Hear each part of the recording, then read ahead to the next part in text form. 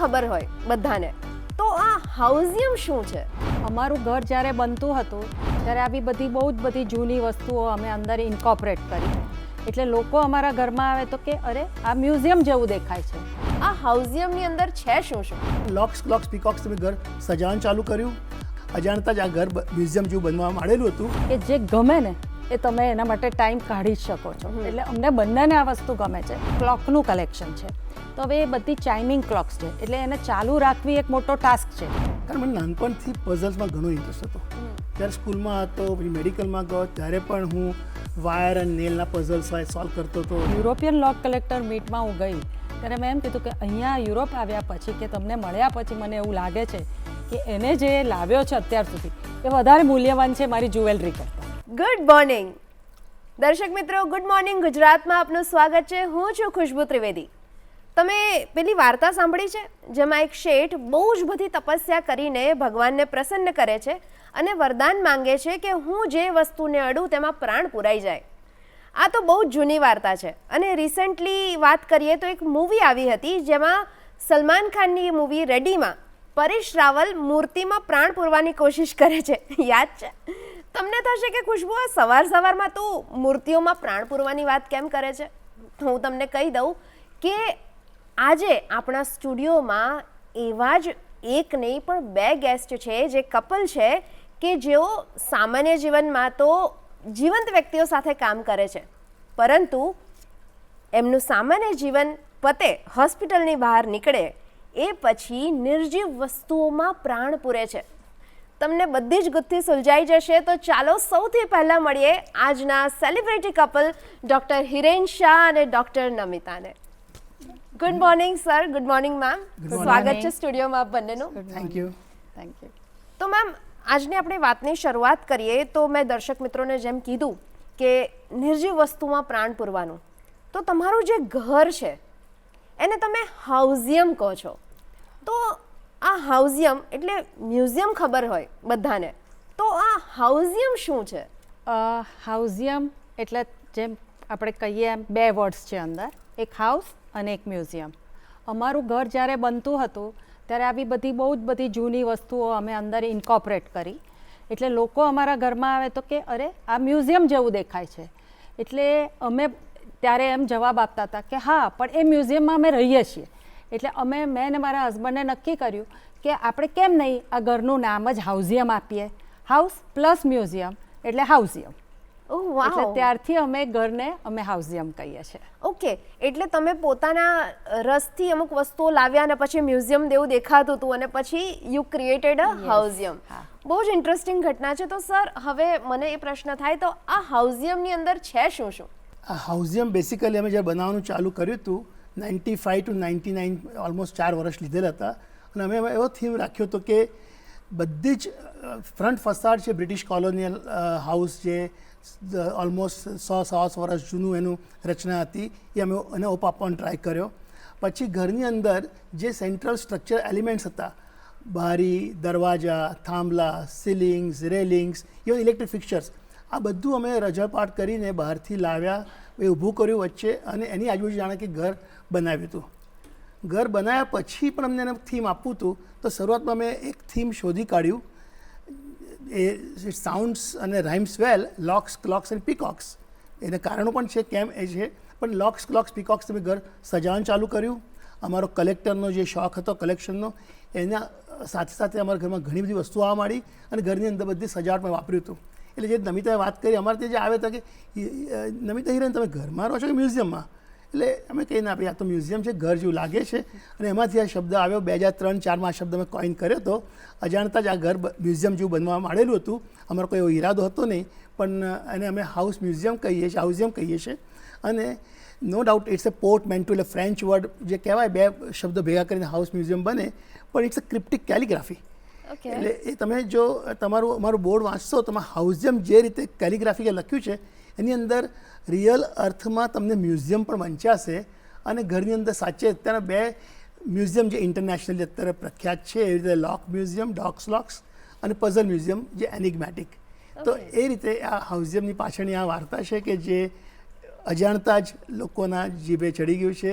અને અત્યારના દેશ પરદેશમાં ઘણું અલગ રીતે એ ઉપસી આવ્યું છે એનું નામ. વાવ. Thank you. તો સર, તમને સ્ટેમ્પ કલેક્ટ કરવાનો ક્યારેક શોખ હતો, રાઈટ? તો સ્ટેમ્પ કલેક્શનથી માંડીને અત્યારે તમે આટલા લોક્સ કલેક્ટ કર્યા છે કે પછી આટલી પઝલ્સ કલેક્ટ કરી છે, તો એ જર્ની કેવી રહી અને how did you start this hobby or passion? Stamps collection તમારો નાનપણનો શોખ હતો. 10-11 વર્ષની ઉંમરે અમારી બાજુમાં એ વખતે ઈસ્ટ આફ્રિકાના સ્ટુડન્ટ્સ રહેતા હતા અને એ લોકો મને એમની સ્ટેમ્પ્સ આપતા હતા અને એ બહાને મારે સ્ટેમ્પ્સ કલેક્શનનો શોખ જાગ્યો. કદાચ મારા ક્રોમોસોમમાં જ કંઈ ખામી હશે, કલેક્ટર્સ મારું હશે માઇન્ડસેટ. એટલે વખતે કલેક્શન કરવાનું ચાલુ કર્યું. ઓલમોસ્ટ 100 જેટલા દેશોની સ્ટેમ્પ્સ હતી અને મારે જે કહીએ કે મને શરૂઆતના તબક્કામાં આનું કલેક્શનના બધા જ મને મૂળભૂત જે જરૂરિયાત હતી, ક્લાસિફિકેશન, ડોક્યુમેન્ટેશન, ડિસ્પ્લે, આ બધું મને એના શરૂઆતના તબક્કામાં જ એનું જ્ઞાન મળવા માંડ્યું હતું, જે ભવિષ્યમાં મને મારા ભવિષ્યના કલેક્શન માટે તો કામમાં આવવાનું હતું. પણ એ સ્ટેમ્પ્સ જોઈને મને દુનિયાના અનેક દેશો, લોકોને જોવાની ઉત્સુકતા હતી અને એ બહાને જ મારે ભવિષ્યમાં પણ જે અત્યારના અમે ફરીએ છીએ, દેશ વિદેશના પ્રવાસ કરીએ છીએ, કદાચ એનું મૂળ પણ મારું સ્ટેમ્પ્સ કલેક્શન હોઈ શકે. ઓહ વાવ. એટલે ત્યાંથી શરૂઆત થઈને અત્યારે ક્યાં કાફલો પહોંચ્યો છે. લાંબી જર્ની, બહુ જ સરસ લાંબી જર્ની છે. તો મેમ, હવે આ લાંબી જર્ની પરથી હું તમારી ઉપર આવું કે મને એ પ્રશ્ન થાય કે આટલું બધું ઘરની અંદર આટલા બધા આર્ટિફેક્ટ્સ છે, આટલી બધી વસ્તુઓ છે જે વેલ્યુએબલ છે અને મૂલ્યવાન છે, જેની કોઈ કદાચ પ્રાઇઝ લગાવી ના શકાય. તો how do you take care of all this things? સૌથી પહેલું તો મારા ઘરમાં કોઈ આવે અને એન્ટર થાય એટલે એમનો પ્રશ્ન આમ થોડું ફરે એટલે એમ થાય, બાપરે, જે એસ્પેશિયલી લેડીઝ હોય, આ બધું તમે કઈ રીતે મેન્ટેન કરો છો? તમે તો ડૉક્ટર છો એટલે આપણે કહીએ કે 24/7 અમારા બંનેની બ્રાન્ચ ઇમરજન્સીવાળી છે, તો આ કેવી રીતે મેન્ટેન કરો છો? એટલે હું એમને એમ જ કહું કે યુઝ્યુઅલી કેવું હોય કે જે ગમે ને એ તમે એના માટે ટાઈમ કાઢી જ શકો છો. એટલે અમને બંનેને આ વસ્તુ ગમે છે એટલે એ ટાઈમ કાઢીએ. હા, નો ડાઉટ ટાઈમ મેનેજમેન્ટ બહુ જ ઇમ્પોર્ટન્ટ છે. એટલે ગ્રેજ્યુઅલી આ બધી વસ્તુમાં અમુક વસ્તુ બહુ જ મૂલ્યવાન હોય જેની કેર હું પોતે પર્સનલી લઉં અને એ સ્ટાફ જે છે એને ઓવર ધ યર્સ અમે ટ્રેન કર્યા છે કે ભાઈ આ વસ્તુ આપણે રોજ કરવાની છે, આ વસ્તુ અઠવાડિયામાં 2 થી 3 વાર જ કરીશું તો ચાલશે. અમુક વસ્તુ એવી છે કે વીકમાં એકવાર કરીએ, મંથમાં એકવાર કરીએ. સપોઝ અમારું એક આપણે ક્લોકનું કલેક્શન છે, તો હવે એ બધી ચાઇમિંગ ક્લોક્સ છે એટલે એને ચાલુ રાખવી એક મોટો ટાસ્ક છે. તો એના માટે 3 મહિને એક રવિવાર અમે ફિક્સ કરેલો છે કે જ્યારે માણસ આવે એ બધી ક્લોકને ચાલુ રાખવાની જે બધું કરવું પડે એનું સર્વિસિંગ કરે ને એ બધું કરે.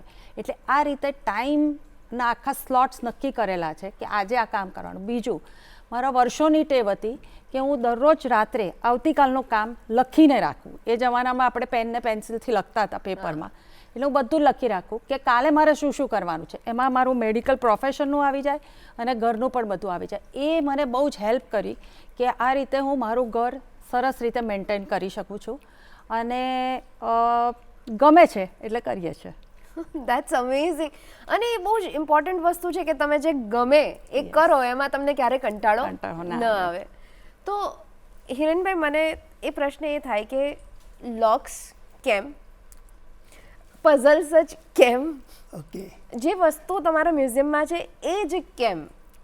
ઓકે, લોક્સ અને પઝલ્સ બંનેનો જવાબ તો એક જ આવશે.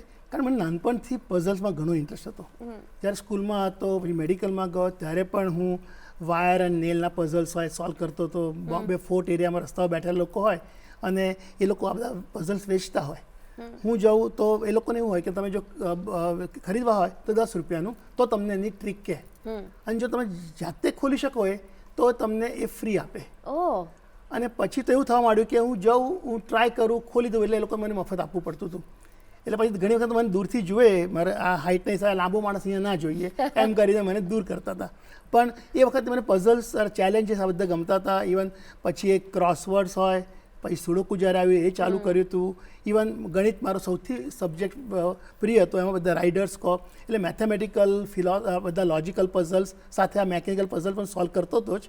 અને જ્યારે મેં ઘર બનાવવાનું અમે લોકોએ ચાલુ કર્યું ત્યારે મને લાગે 97 એવો એક વર્ષ હતું કે જ્યારે બધે બહુ જ બહાર ફરતા હતા બધી વસ્તુ શોધવા માટે, બારી બારણા, આવી જે વસ્તુ અમારે ઘર બનાવવાની જરૂર પડશે એ બધી વસ્તુમાં.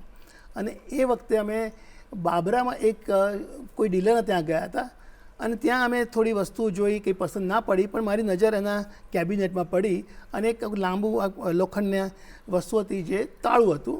એટલે મેં એને પૂછવાનું ચાલુ કર્યું કે આ ભાઈ આ શું છે, તાળું છે કે શું, પણ અમે કંઈ વસ્તુ ખરીદી એટલે બહુ ઇન્ટરેસ્ટ હતો નહીં એને. તો મેં મારી પૂછપરછ ચાલુ રાખી, મેં ખોલું જોઉં તો કે ના સાહેબ જો સંભાળજો, અંદર પેલું અણિયા છે કે વાગી તમારું ઓપરેશન પણ નહીં કરી શકો તમે, આમ તેમ કરીને થોડું એવોઇડ કરતો હતો. તો મેં ઇન્સિસ્ટ કર્યું એટલે ના પડી શક્યો, બહાર કાઢ્યું મેં. એટલે મેં પૂછ્યું એની કિંમત કેટલી છે, મને ગમી વસ્તુ. તો કહે છે કે સાહેબ આ બહુ અઘરું છે, તમારું કામનું નથી, અને જો કિંમત તો રહેવા બહુ મોંઘી પણ છે, પણ જો તમે જાતે ખોલી શકશો તો તમને ગિફ્ટ આપીશ.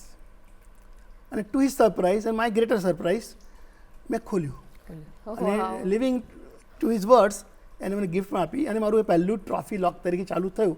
અને ત્યારે મને ખ્યાલ આવ્યો કે આ જે જૂના તાળા છે, 100-200 વર્ષ જૂના તાળા છે, ત્યાર એબ્સોલ્યુટલી સ્ટનિંગ અને ચેલેન્જિંગ પઝલ્સ. અને મારો આખો પ્રવાસ અલગ ચાલુ થયો. હું તાળા ભેગા જ કરવાનું ચાલુ કર્યા અને શરૂઆતના વર્ષમાં ખાલી ટ્રીક લોક્સ પઝલ લોક્સ ભેગા કરતો હતો. પણ કોચીના અમારે કોન્ફરન્સ વખતે હું ગયો તો 99માં, ત્યારે મને ત્યાં બજારમાં મને ત્યાંનું મણિચિત્ર તાઝુ કહે છે, એટલે એક અલગ જાતનું લેચ હોય છે જે ત્યાંના બેકવોટર એરિયાના નાના ઘરોમાં વપરાતું હોય. અમને બંનેને બહુ ગમ્યું અને માગ્યું તો કે મોંઘું છે, પણ કે એની અંદર 2000 વર્ષનો ભારતનો ઇતિહાસ છે. અને આર્ટિસ્ટિક મોટિવ્સ છે જે દ્રવિડિયન પણ છે અને ચાઇનીઝ પણ છે અને ગોથિક પણ છે અને ઇસ્લામિક પણ છે, એમ કરીને વાતો કરી અને એ વાતોમાં આવી ગયો. પણ પછી મને સાચે ખ્યાલ આવ્યો કે આ વસ્તુમાં આર્ટ પણ છે. એટલે પહેલાં હું ખાલી ક્રાફ્ટ અથવા ટ્રિક્સ માટે લોક્સ હતો, પછી આર્ટ માટે કે આર્ટને એની એન્ટિક્વિટી, સાઇઝ, શેપ, એની અંદર કંઈ સ્ટોરી હોય, હિસ્ટ્રી હોય, એમ કરતાં કરતાં મારું આખું લોક્સ કલેક્શન ચાલુ થયું. અને ટૂંક સમયમાં શરૂઆતના મને 2000 વર્ષમાં યાદ છે 800-900 હતા, પછી 2000 થયા, અત્યારના ઓલમોસ્ટ 3000ની ઉપર તાળા છે અને એમાં 500 તાળા તો ટ્રીક લોક્સ છે. ઓહ વાવ, ધેટ્સ અમેઝિંગ. એટલે કે કોયડો ઉકેલવાનો જે તમારો શોખ હતો એ અત્યારે તમને અહીંયા સુધી લઈ આવ્યો જ્યાં તમારી પાસે 3000 તાળાઓ થઈ ગયા છે. વાવ, ધેટ્સ અમેઝિંગ. તો મેમ, આમનો જે શોખ છે લોક અથવા તો કોયડા ઉકેલવાનો, તો એવો તમારી હોબી કઈ છે? એવું કહેવાય કે તમે તમારા હસબન્ડને સાથ આપો એ તમારી ધીરે ધીરે હોબી જ થઈ જાય. એટલે એ વસ્તુઓ લાવે બધી અને પછી એ અહીંયા ગોઠવવાની કે એને કેવી રીતે આગળ ડિસ્પ્લે કરવાની. એટલે હું બહુ પહેલેથી ક્લિયર હતી. 2003માં અમને એક લોક કલેક્ટર મીટમાં અમે બંને ગયેલા, યુરોપિયન લોક કલેક્ટર મીટ ફર્સ્ટ ટાઈમ. અને એમાં અમે નોન વ્હાઇટ પર્સન કોઈ જ નહીં, અમારા સિવાય અત્યાર સુધી કોઈ જ નહોતું. અમે બે ગયા ત્યાં મને આ સવાલ પૂછેલો કે તમારા હસબન્ડ આવા તાળા ભેગા કરે તો તમે એને કઈ રીતે લો છો, કે આનું તમે શું? મેં કહું તાળા સબ્જેક્ટ એવો છે કે એ મેનનો સબ્જેક્ટ છે. કોઈ લેડીને તાળું ને એવું તમે કહો કે કોઈ કશું ના ઇન્સ્પાયર થાય, રાઈટ? અને મેં કહું ઇન્ડિયામાં એવી કહેવત છે કે હસબન્ડ એની વાઈફ માટે ગોલ્ડ લાવે, ડાયમંડ લાવે, સિલ્વર, જે કંઈ આવું કંઈ લાવે જ્વેલરી. પણ મારા હસબન્ડ તો લોખંડ આવા પિત્તળ આવતો હતો કે. પણ અહીંયા આવ્યા પછી, એટલે યુરોપિયન લોક કલેક્ટર મીટમાં હું ગઈ ત્યારે મેં એમ કીધું કે અહીંયા યુરોપ આવ્યા પછી કે તમને મળ્યા પછી મને એવું લાગે છે કે એને જે લાવ્યો છે અત્યાર સુધી એ વધારે મૂલ્યવાન છે મારી જ્વેલરી કરતાં. એટલે હું એને ડેફિનેટલી હવે મારો એંગલ એની તરફ બહુ જ બદલાઈ ગયો અને હવે હું એને ફૂલ્લી સપોર્ટ કરીશ કે આ વસ્તુ એ ભેગી કરે. એટલે મને જ્વેલરી મારમાટ નહીં લાવે કે કશું નહીં લાવે તો ચાલશે. દેટ ઇઝ હાઉ અમારી જર્ની ચાલુ થઈ. અને પછી તાળા પણ વધતા ગયા, અમારા ડિફરન્ટ કલેક્શન્સ પણ વધતા ગયા. અને અમારા ઘરમાં કોઈ આવે તો બધા ઘણા બધા કલેક્શન્સ છે, 25 થીમેટિક કલેક્શન્સ છે. એમાં એક કોર્નરમાં એક પિરોઝા કલરનું turquoise blue which is a rare pigment, એની જે જૂની વસ્તુઓ છે એ મારું કલેક્શન છે મૂકો. બાકી આખું ઘર તો મારું જ છે, પણ એ કલેક્શન સ્પેસિફિકલી હું ભેગું કરું છું. એટલે જૂના બધા જે ટર્કોઇઝ બ્લુ કલરની વસ્તુઓ હોય જૂની, એ બધી એ જુદો શેપ હોય, જુદી વસ્તુ હોય, નાનું કંઈ મૂર્તિ હોય, કોઈ નેકલેસ હોય, કશું બધી જુદી જુદી વસ્તુઓ છે. ફિરોઝા કલર, હા, ફિરોઝા બ્લુ કલર, એને હું સ્પેસિફિકલી કહી શકું કે મારું કલેક્શન છે. વાવ. એટલે તાળા તમારા આભૂષણો બન્યા અને પછી તમને પણ કલેક્શનનો શોખ જાગ્યો અને હવે તમે પણ એમાં આગળ વધી રહ્યા છો. ખૂબ સરસ જર્ની છે. આમ તો એવું કહેવાતું હોય છે કે ઓપોઝિટ અટ્રેક્ટ્સ, પણ અહીંયા તો બંને જણા એક જ ગ્રાઉન્ડ પર આવીને બધું જ કલેક્ટ કરી રહ્યા છે. ખૂબ જ સરસ વાતો ચાલી રહી છે. હિરેનભાઈ, પઝલની વાત કરીએ આપણે તો હવે પઝલ્સ જ્યારે હું જોઉં કે સુડોકુ હોય કે ક્રોસવર્ડ હોય કે અથવા તો પછી જિગસો પઝલ છે કે પછી 2-3 ગણીને ખબર હોય કે આટલી આટલી જ પઝલ હોય, તો બીજી કઈ પઝલ્સ છે કે જે અમારા દર્શક મિત્રોને પણ જાણવી ગમે અને કંઈક નવી વાત હોય પઝલ્સની? આ પઝલ્સમાં જે પર્ટિક્યુલર સબ્જેક્ટમાં હું સંકળાયેલો છું અને જે અમારું ઇન્ટરનેશનલ આખી એક સંસ્થા છે એનું નામ છે ઇન્ટરનેશનલ પઝલ પાર્ટી અથવા એ આખું ગ્રુપ છે. અને અમે પોતાને મેટાગ્રોબોલોજિસ્ટ કહીએ. એટલે આ સાયન્ટિફિક વર્ડ છે જે પઝલ્સ, આ પ્રકારની મેકેનિકલ પઝલ્સ સાથે ડીલ કરે, ડિઝાઇન કરે, સોલ્વ કરે, એની પાછળનું સાયન્સ જાણે.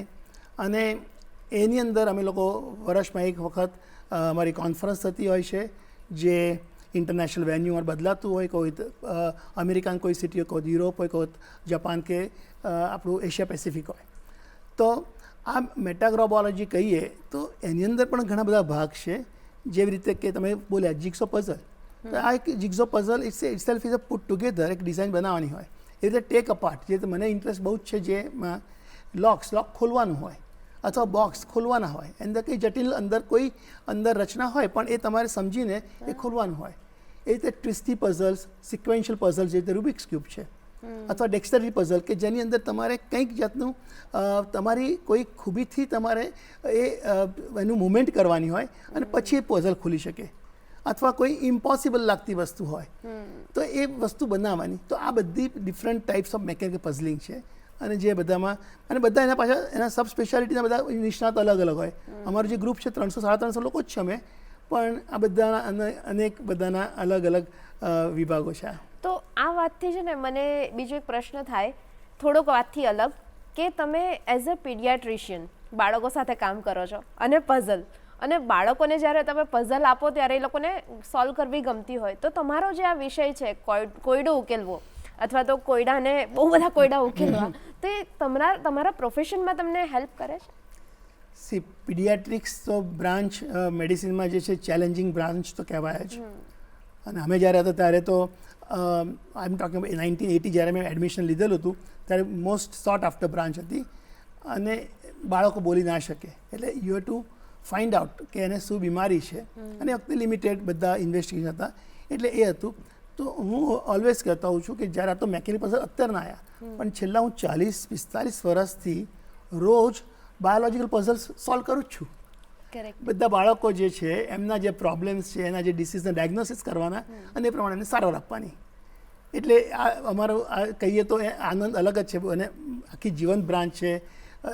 કિલકિલાટ કરતા રમતા બાળકો આવે અને તમારો એમાં એટલો થાક પણ ના અનુભવીએ અમે, પણ સાથે સાથે અમને આનંદ પણ મળે છે કે સારવાર આપીએ છીએ. હસતા રમતા મા બાપ અને બાળકો પાછળ જાય છે અને મારી જે કિક મને મળે છે સોલ્વ કરવાની, એ બાયોલોજી પઝલ સોલ્વ કરું છું કહેવાય. વાવ, દેટ ઇઝ અમેઝિંગ. દર્શક મિત્રો, તમને આ સંવાદ સાંભળવાની ખૂબ જ મજા પડી રહી હશે, પણ અત્યારે સમય થયો છે એક નાનકડા વિરામનો. વિરામને પહેલે પાર મળીશું બીજી ઘણી બધી વાતો સાથે.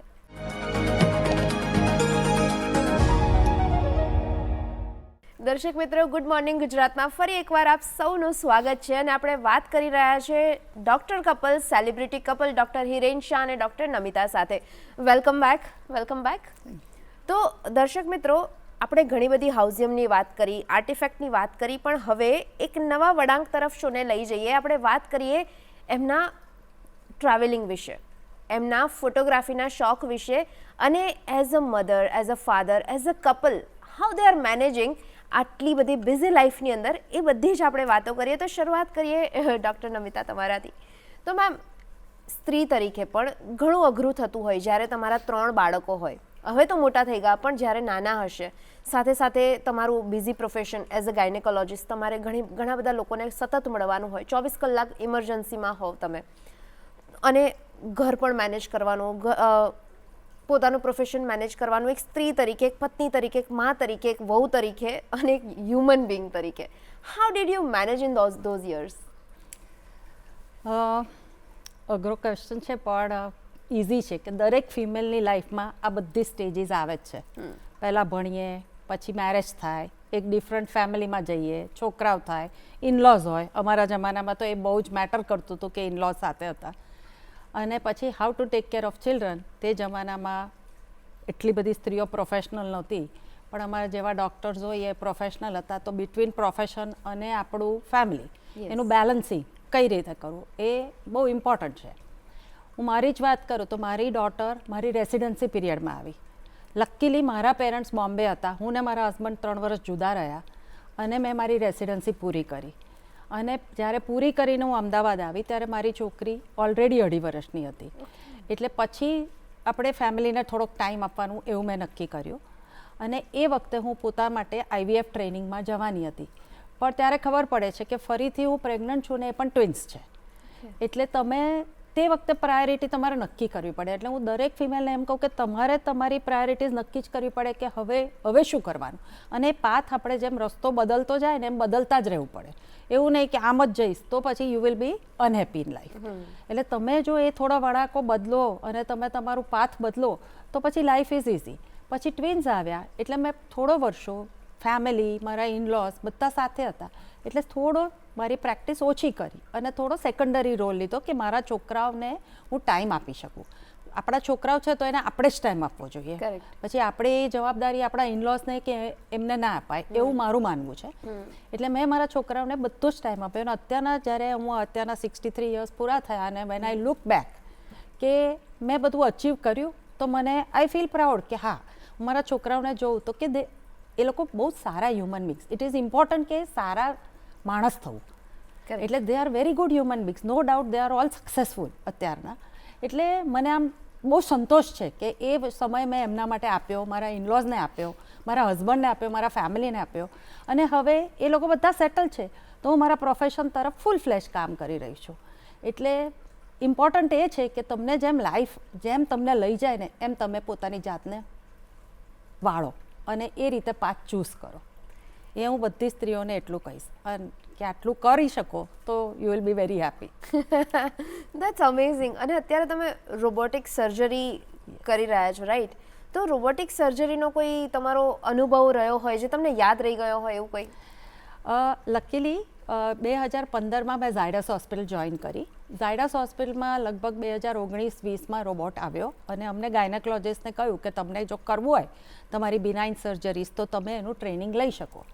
હવે એવું લાગ્યું કે હવે 60 વર્ષ થયા, ક્યાં આવું કરવું, લોકો રિટાયર થાય, પણ કંઈક નવું કરવાની હવે આપણે ફ્રી છીએ, થોડું કરી શકીએ એમ છે તો કેમ નહીં કરવાનું. અને લકીલી મારા હસબન્ડનો સાથ હતો કે કરને, શીખને, એવી રીતે. એટલે હું શીખી અને એમાં બહુ જ આનંદ મળે છે. અને કરવા માટે એમ થાય કે ચેલેન્જ તરીકે એક્સેપ્ટ કરો કોઈ પણ લાઈફને, કોઈ પણ વસ્તુ, અને મજા આવે છે અને કરીએ છીએ. તો પછી હવે એનું ટ્રેનિંગ પતી ગયું છે એટલે હવે અમે કરી શકીએ છીએ અને ઇટ ઇઝ વેરી ગુડ કે અમે એ એક્સ્ટ્રા પેલું પેશન્ટને આપી શકીએ છીએ એ ફેસિલિટી. That's amazing. તો આખી ઘટના લાઈફમાં ટ્રાવેલ કરવાની જ હોય તો આપણે આવીએ ટ્રાવેલની વાત ઉપર કે દરેક સ્ટેજ ઉપર ક્યાંક ને ક્યાંક ટ્રાવેલ હોય, પણ તમે તો લિટરલી બહુ જ બધું ટ્રાવેલ કરો છો, ઇન્ટરનેશનલ આટલા બધા કન્ટ્રીઝ ફરો છો. તો તમારા ટ્રાવેલના ફંડા શું છે અથવા તો ટ્રાવેલથી તમને ક્યાં ક્યાં ફાયદો થાય છે? બેસિકલી મેં કહ્યું તે સ્ટેમ્પ્સ કલેક્શનથી એ વખતે જે કીડો હતો, ટ્રાવેલ બગ અમારો, એ પછી એક વખત પ્રેક્ટિસમાં સેટ થયા, ખ્યાલ આવ્યો કે મારી આખી જિંદગી કે મારો આખો સમય ઇવન બાળકો આવ્યા પછી પણ 24માંથી 18 કલાક હોસ્પિટલ જતી હતી. તો ત્યારે મેં નમિતા નક્કી કર્યું કે આપણે દુનિયા તો જોવી છે અને આ રીતે હું પ્રેક્ટિસ કર્યા કરીશ. પીડિયાટ્રિક પ્રેક્ટિસ તો ઇમરજન્સી બ્રાન્ચ. તો વી ડિસાઇડેડ કે ચલો થોડું પ્રેક્ટિસ રીસ્ટ્રક્ચર કરું, વર્કિંગ અવર્સ રીડિફાઇન કરું. અને ત્યારે મેં નક્કી કર્યું કે દર વર્ષે થોડો સમય ફાળવીશું.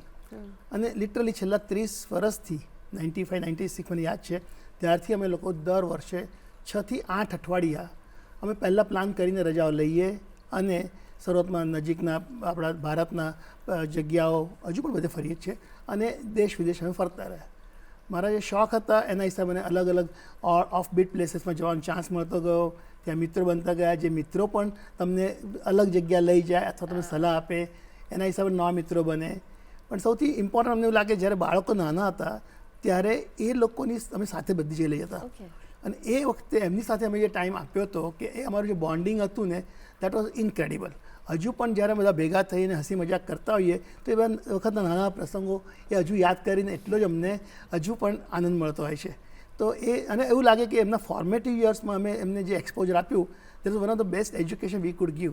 Of course themselves are achievers, they have now enjoying very good positions with qualifications અને સારી જિંદગી જીવે છે, પણ એ વખતનો પ્રવાસ એમની સાથેના વિતાવેલો સમય એ તો મહત્ત્વનું હતું. નો ડાઉટ ટ્રાવેલ તમને આનંદ આપે છે અને ફન સાથે હું એજ્યુકેશન કહેતો હોઉં છું. અને પ્લસ સૌથી વધારે મને ફાયદો થયો ટ્રાવેલનો ફોટોગ્રાફી. આ શોખ મેં શરૂઆતમાં તો મારા બાળકોના વિકસિત વર્ષોમાં એમના ફોટોગ્રાફ લેવાનો કર્યો, પણ ટ્રાવેલ કરવાનું ચાલુ કર્યું મને ખ્યાલ આવ્યો કે it gives me more opportunity. એટલે મારા I started sharpening my skills in travel photography. જે જગ્યાએ જવાના હોય, ધારો કે અમે 2003માં ઈસ્ટ આફ્રિકા ગયા, વાઇલ્ડ લાઈફ ફોટોગ્રાફી મારે કરવાની હતી, તો I took lessons on the New York school of photography. વખતે ડિજિટલ લેસન્સ લીધા. સમય બદલાતો ગયો શોખમાં અથવા ફોટોગ્રાફીમાં મારો પેટર્ન બદલાતો ગયો. Now I call myself as a travel or street photographer. જેને મને હ્યુમન ઇમોશન્સ, લોકોના જે બધાના એમના જે પ્રતિભા હોય એ મને કેમેરામાં કેદ કરવા ગમે છે, અને સાથે સાથે આખો એક ટ્રાવેલર પણ બનતો જાય છે. તો એ ફોટોગ્રાફી મારી સાથે સાથે આ ટ્રાવેલ થતી ગઈ. પહેલાં હું ટ્રાવેલ કરતી વખતે ફોટોગ્રાફી કરતો હતો. હવે ફોટોગ્રાફી કરવા માટે અમે સ્પેશિયલ ડેસ્ટિનેશન ટ્રાવેલના શોધતા હોય કે ફક્ત ત્યાં જઈને ફોટોગ્રાફી જ કરવી છે, ફોટોગ્રાફર ફ્રેન્ડ સાથે જ જવું છે. અને ફોટોગ્રાફીથી પછી અમે લોકો ઘણી વખત અહીંયા લોકો સાથે શેર કરીએ, ન્યૂઝપેપર કોલમ્સ લખતા હતા, મેગેઝિન સ્ટ્રાલ મેગેઝિનમાં સ્ટોરીઝ આપવાનું ચાલુ કર્યું, ઇવન એક્ઝિબિશન્સ કરવાનું ચાલુ કર્યું. એટલે આ બધી જ મારી એક્ટિવિટી પ્રવૃત્તિ છે ટ્રાવેલથી ચાલુ થઈ, ટ્રાવેલને કંઈક આગળ લઈ જાય છે, અને એ અમારો એક શોખ અતિશય સિરિયસલી આગળ વધી રહ્યો છે. વાવ, અત્યારે છે ને સ્ટેકેશન બહુ જ શબ્દ પ્રચલિત થયો છે, તો તમે કદાચ ફોટોકેશન કરો છો. હા, એક્ઝેક્ટલી, એબ્સોલ્યુટલી. બહુ જ સરસ વાત છે. અને તમે જેમ કીધું કે ટ્રાવેલિંગે તમારા ફેમિલીને એક સરસ બોન્ડ આપ્યું, તો એઝ અ હસબન્ડ વાઈફ તમે બંને બહુ જ બિઝી રહો છો, 24 કલાક ઇમરજન્સી ડ્યુટીમાં હો છો, આટલું બધું કામ કરો છો, તો તમે એકબીજા સાથે કેવી રીતે બોન્ડિંગ રાખો છો ને how travel helps in that? તમે બહુ મજાનો પ્રશ્ન પૂછ્યો, કારણ હમણાં જ મેં હસી મજાકમાં જઈને કીધું કે અમારું મેરિડ લાઈફ તો અમે જ્યારે ટ્રાવેલ કરીએ ત્યારે જ થાય છે. બાકી તો અમે બંને એટલા બિઝી હોય, નમિતાનું એટલું બિઝી શેડ્યુલ હોય છે. હું તો મારી પ્રેક્ટિસનો ટાઈમિંગ, વર્કિંગ અવર્સ ઓછા કર્યા છે, અને મારા બાકી બધા એક્ટિવિટીઝ, મારા જે બધા જે છે હોબીઝ, એની સાથે વધારે ટાઈમ આપું છું. પણ travel puts you in a very different position, situations challenging થઈ જાય. ફોર એક્ઝામ્પલ, અત્યારે અમે ગયા હતા, અમે લોકો ગયા મહિનામાં 3 દેશ જવાના હતા. એમાંનું કોલંબિયા હતું, કોસ્ટારિકા હતું અને ઇક્વાડોર હતું. અમને લાગ્યું કે ઓન નેટ એવું મળ્યું જાણવા કે તમને વિઝા ઓન અરાઇવલ છે. જ્યારે ફાઇનલ ડેટ નજીક આવી અને ત્યાંના ટ્રાવેલ એજન્ટ સાથે વાત ત્યારે ખબર પડી કે તમારે એમાં વિઝા માટે એપ્લિકેશન કરવાનું હોય, અને ઇટ ટેક્સ ઓલમોસ્ટ 6 વીક્સ. અમે બધું બુકિંગ ત્યાં કરી નાખ્યું હતું, હોટેલ્સ બુકિંગ હતું, બધું હતું. પણ એ વખતે ગયા પછી અમે આપણે નક્કી જવું જ છે. અમે દોડધામ કરીને બધું ઘણી બધી અમે રજા પાર કરીને અમે એપ્લિકેશન કર્યું, પણ અમારો વિઝા આવતા વાર લાગી. તો અમે લોકો લાસ્ટ મિનિટ અમે લોકો ટ્રાવેલ દરમિયાન જ અમે ડેસ્ટિનેશન બદલ્યા. કારણ કે આજે અમારે પનામા જવાનું છે, એના બદલે અમે લોકો કોસ્ટારિકા ગયા, અને ત્યાં અમે 2 ને બદલે 4 દિવસ કાઢ્યા, જસ્ટ ઇન ધ હોપ કે વિઝા આવે. અને વિઝા આવી ગયો, પણ અમે જે જવાની તારીખ હતી એના અઠવાડિયા મોડો આવ્યો, પણ વી રિવાઇઝ અવર પ્લાન્સ અને છેલ્લે પહોંચી ગયા. બહુ મજાની ટ્રીપ થઈ. પણ આ દરમિયાન અમારા બંનેનું એકબીજાને સપોર્ટ આપતા હતા, એકબીજાનો પેશન્સ, પરસિસ્ટન્સ. અને મારા કરતાં મેં તો હોપ્સ છોડી દીધી, પણ નમિતા કહે ના, આપણે જવું છે, અહીંયા સુધી આવ્યા છે, આટલે જ દૂર, અમદાવાદથી ઓલમોસ્ટ 15,000 કિલોમીટર દૂર છે જગ્યા, અને અમે લોકો 20 કલાકની ફ્લાઇટ પછી ત્યાં પહોંચ્યા હતા. તો આપણે ફરી નહીં થાય, તો આપણે ગમે તેમ કરીને. So she was persistent, very positive, અને ઇટ કુડ હેપન. તો આવી રીતે તમારા ઇટ ટેસ્ટ યુઅર બંને બોન્ડિંગ તો છે જ, નો ડાઉટ, પણ તમારા ઘણા બધા વર્ચ્યુઅસ કહો કે તમારા ટેમ્પરામેન્ટ્સના પાસા પણ તમારા આવી રીતે ટેસ્ટ થતા હોય છે. રાઈટ. તો એના પરથી હું તમને મેમ ક્વેશ્ચન પૂછું કે તમે સર જે પણ કરે છે એના બિહાઇન્ડ ધ સીન તમે બધું જ મેનેજ કરો છો, બધું જ સંભાળો છો. You are his backbone, you are spine of his work, right? તો ઘણી વખત તમને પણ ફ્રસ્ટ્રેશન થતું હશે ને કે આ બધું શું છે, હું કેટલું કરું, અથવા તો એ આમનો ગુસ્સો હોય, અથવા તો તમારા બંનેના પણ મતભેદો થતા હશે. તો how do you manage those things? જેમ તો આપણે કહીએ ને કે ઘર હોય તો 2 વાસણ ખખડે, એટલે હસબન્ડ વાઈફ વચ્ચે આર્ગ્યુમેન્ટ્સ થાય, બધું થાય, પણ એ આર્ગ્યુમેન્ટ્સમાંથી તમે હંમેશા કંઈક શીખો છો, અને એ આર્ગ્યુમેન્ટ જ્યાં તમે બેઠા છો ત્યાં જ પતાવી દેવાની. એ મેં નક્કી કર્યું છે કે એને કેરી ફોરવર્ડ નહીં કરવાની. હું કેટલે બધા છોકરીઓને હું ડીલ કરું છું વિમેન સાથે, એટલે હું જોઉં છું અમે તો બંને બોલતા જ નથી 1 વીક સુધી, કારણ કે કંઈક ઝઘડો થયો. મેં કહું ના, અમે તો બંને ઝઘડો તે મિનિટે ના બોલીએ, પણ વિધિન 1 અવર વી સોલ્વ અવર પ્રોબ્લેમ્સ. એટલે ત્યાં ને ત્યાં જ મેટરને સોલ્વ કરતાં શીખવું પડે. અને એકબીજાને બેઝિકલી હું એવું માનું કે હસબન્ડ વાઈફમાં જેમ હું મારા હસબન્ડને રિસ્પેક્ટ કરું તો એને પણ મારા માટે એટલું જ રિસ્પેક્ટ છે. એટલે જ્યારે આ વસ્તુ અને તમારું એ સચવાઈ જાય છે ને ત્યારે બીજું બધું જસ્ટ ફોલોસ.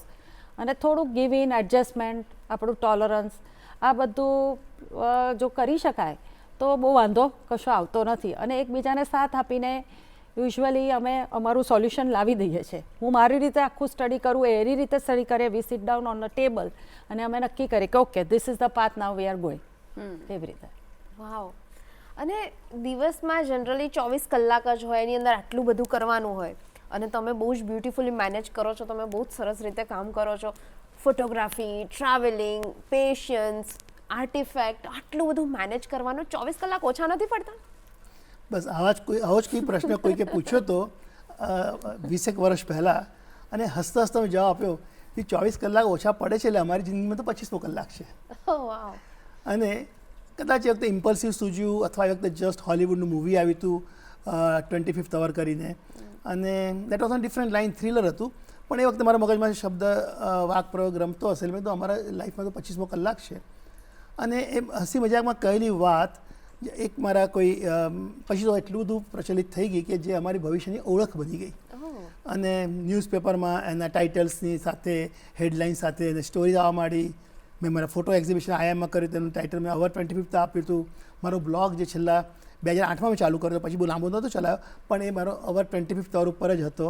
અને ઘણી બધી જગ્યાએ અત્યારના અમારો 25મો કલાક, આ એક અમે એક આપણે જાણીએ છીએ પરિકલ્પના છે, આ એક અવાસ્તવિક છે. પણ અમે એને એક સિમ્બોલિકલી એવી રીતે એને કલ્પના કરેલી છે કે અમે જે બધું 24 કલાક we both are committed to a profession, patients, કારણ બંનેની ઇમરજન્સી બ્રાન્ચ છે, એની ઓડ અવર્સ અમને ફોન આવી શકે. પણ એમાંથી સમય શોધીને, ખોળીને અથવા ચોરીને અમે જે આખું મલ્ટીટાસ્કિંગ કહો, ટાઈમ મેનેજમેન્ટ કહો, ઇવન એક નવી ફ્રેઝ છે વ્હાઇટ સ્પેસ ઇન લાઈફ, એમાંથી થોડું મેન્યુઅરિંગ કરીને તમે જે સમય વાપરો છો તમારા કોઈ મનગમતી પ્રવૃત્તિ માટે અથવા હોબી માટે, શોખ માટે, તો એ જે છે એને અમે 25 કલાક કરીએ, જેમાં તમને અતિશય આનંદ મળે છે, એક તમને સંતોષ પણ મળે છે મેં કંઈક નવું કર્યું. અને હું બધાને કહેતો હોઉં છું કે બધા લાઈફમાં એકાદો શોખ તો કેળવવો જોઈએ જ. અને બને ત્યાં સુધી જ્યારે 40 વર્ષની ઉંમર હોય તો થોડા સ્થિર થવા માંડ્યા પ્રોફેશનમાં, ફાઇનાન્શિયલી થોડી સ્ટેબિલિટી આવી હોય ત્યારે જલ્દી ચાલુ કરવો જોઈએ. નિવૃત્તિ સુધી રાહ ના જોવી જોઈએ. અને હસતા હસતા કહો, અમે મને તો 40 વર્ષે જ ઓલમોસ્ટ રિટાયર થઈને જે કરતા હતા, કરવાની વસ્તુ અમે 40 વર્ષથી જ કરવાની ચાલુ કરી હતી, જેને અમે 25 કલાક કહીએ છીએ. That's amazing.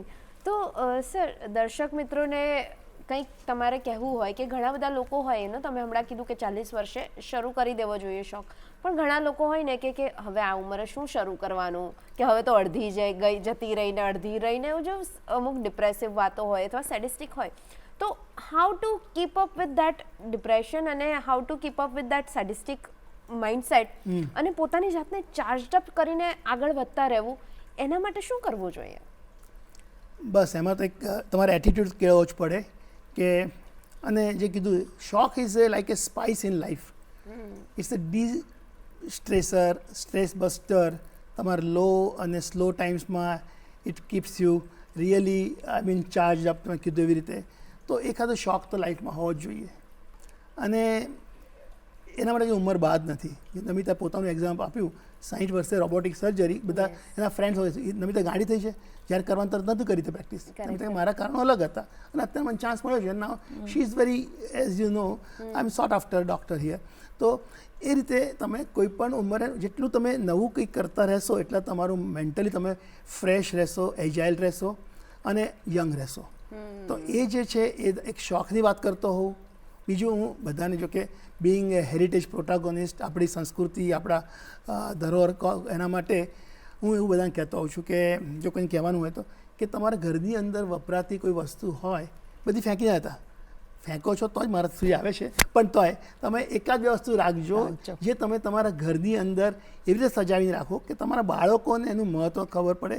You instil pride about that in your children, કે જે એમને ખ્યાલ આવે કે આપણા બાપ દાદાના જમાનાની કે એ વખતની વપરાયેલી વસ્તુ છે અને એ આપણી સંસ્કૃતિ છે. ભાઈ તમે અહીંયા હોય કે પછી અમેરિકામાં હોય, પણ એ વસ્તુ તમને તમારી સંસ્કૃતિ, તમારા મૂળને જોડાયેલ રાખશે. એટલે ઇતિહાસ ખાલી સાંભળવાનો નહીં, ઇતિહાસ દેખાવો પણ જોઈએ. એબ્સોલ્યુટલી એ રીતે પણ છે. અને છેલ્લા 35 વર્ષથી અમારા ઘરમાં તો એક મોટું બોર્ડ છે, મને જ્યાં કેમ મળ્યું તો ખબર હતી કે happiness is not a destination, it's a journey. એટલે તમે એના માટે પછી રાહ ના જોતો કે આવું કરીશ પછી મને આનંદ મળશે કે એવું. You make it A your lifestyle, part of your journey. અને હજુ એક મોટું બોર્ડ મૂક્યું છે કે ફોલો યોર ડ્રીમ્સ. ઓકે. એટલે તમારે જે કંઈ સપના નાનપણથી જોયા છે, મારે ચલો મારે આજે સ્નોર્કેલિંગ કરવું છે, નથી આવડતું તો શીખવાનું ચાલુ કરો, અથવા મારે આ રીતે હાઇકિંગ કરવું છે, તમને ચાન્સ મળે, તમારી ફિઝિકલ હેલ્થ સારી હોય તમે કરો. એટલે આ બધું જે નાનપણથી બધાને નાના કંઈક સપના હોય, કંઈક જોયેલું હોય કે પિક્ચરમાં જોયેલું હોય, જિંદગી ના મેલે દોબારા, ધારો કે તમે કહો છો તો, અથવા યોલો યુ લીવ ઓનલી વન્સ, તો પછી એ જાતનું જે છે, તો એ બધા જે આપણા મગજમાં જે વિચારો કહે, જે સપના છે, you follow them right at right time, તો પછી તમે you will never regret in your life. Oh wow, that's amazing. Thank you so much. Ma'am, તમારે અમારા દર્શક મિત્રોને કંઈ પણ કહેવું છે? બસ હું આજ ફરીથી કહીશ કે આ જ વસ્તુ કે તમારે ફોલો યોર ડ્રીમ્સ. જે કરવું છે એક જ લાઈફ છે, એટલે કોઈ જ ટાઈમ એવો નથી કે આ ટાઈમ નીકળી ગયો એટલે હવે હું ના કરી શકું. થઈ જ શકે છે, અને જો તમે એની પાછળ પડી જશો તો એ બધું જ કરી શકશો જે તમારે કરવું છે. અને કોઈ જ ટાઈમ પેલું હોતું નથી કે આ જ એજ છે એટલે જ થાય. બધું જ થઈ શકે છે, અને એ તમારે બસ એનો એપ્ટિટ્યૂડ હોવો જોઈએ અને એટીટ્યૂડ હોવો જોઈએ. Then you can scale any heights. એટલે અમે એવું કહીએ છીએ કે if you have the attitude, aptitude, you can climb any altitude. Wow wow, that's amazing. Thank you so much. Good morning ગુજરાતમાં તમારી સાથે વાત કરીને બહુ જ મજા આવી, ઘણું બધું જાણવા મળ્યું, અને અમારા દર્શક મિત્રોને પણ ઘણી મજા આવી હશે, ઘણું જાણવા મળ્યું હશે. Thank you so much sir. Thank you so much ma'am. Thank you. We also enjoyed talking to you Yeah. and to our Darshak Thank Mitra. you.